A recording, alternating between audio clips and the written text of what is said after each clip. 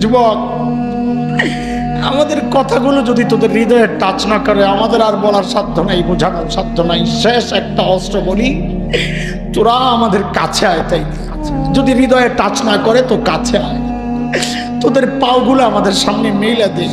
ওই পাওগুলা জড়াইয়া ধইরা সারা রাত বসে থাকি, তাতে গুনাহ ছেড়ে দে বাবা, গুনাহ ছেড়ে দে।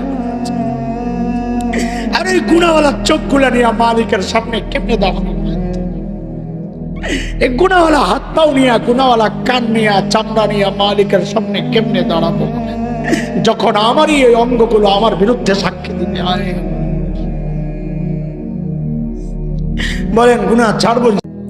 যুবক, আমাদের কথাগুলো যদি তোদের হৃদয়ে টাচ না করে, আমাদের আর বলার সাধ্য নাই, বোঝানোর সাধ্য নাই। শেষ একটা অস্ত্র বলি, তোরা আমাদের কাছে আয়। তাই যদি হৃদয়ে টাচ না করে তো কাছে আয়, তোদের পাওগুলো আমাদের সামনে মেলে দে।